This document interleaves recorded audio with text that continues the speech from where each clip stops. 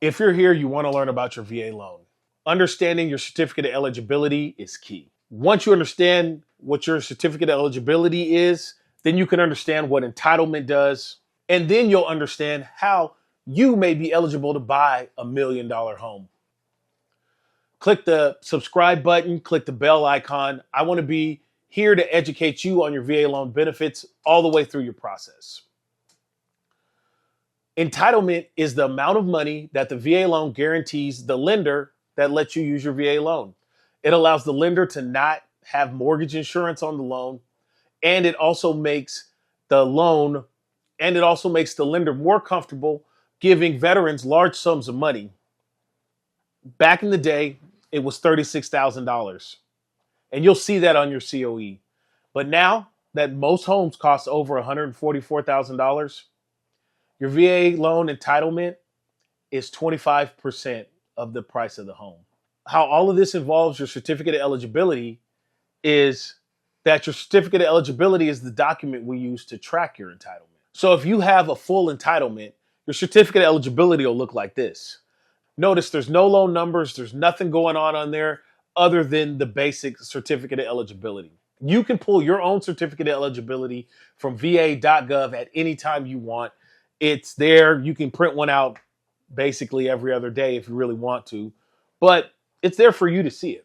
Full entitlement is literally when a person has paid off their VA home loan, sold their VA home, not used it, or had their entitlement restored. Those are the only options for a full home loan. And if you have a full VA entitlement, this is how the VA loan does not have a loan limit. You can basically borrow as much money as you want if you can qualify to pay it back. This is how the VA loan cranks out $1 million homes. So let's talk about the COE of a full entitlement veteran. On this COE, you're going to see all of the basic stuff at the top of every military form. Name, social security, blah, blah, blah, all the good stuff. When we get to the left side of it, you're going to see the entitlement code. Now, there's lots of different entitlement codes. The ones you're going to see a lot are 05. That means they paid off a VA loan.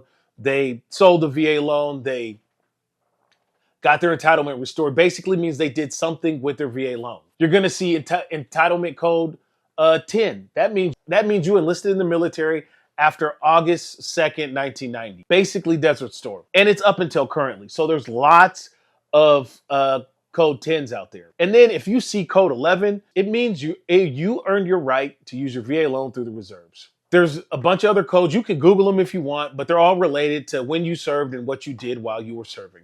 Then the branch of service is pretty self-explanatory. This one, now it says funding fee. So this one says exempt-SC with monthly award. And what it means is it's exempt with service-connected disability and their monthly award. So they're in receipt of compensation for their service-connected disability. As you go down, you'll see the VA loan number. You'll see the VA loan number, the state, the loan amount, the date, and the entitlement charge. That is the one that matters here. So your entitlement charge most of the time is 25% of the loan amount. I'll show you a real a COE that has entitlement used on it, as per here. Now, when we get to the entitlement charged, that means you are in the bonus entitlement. When we're talking about bonus entitlement, we are talking about you buying your second home in the VA loan.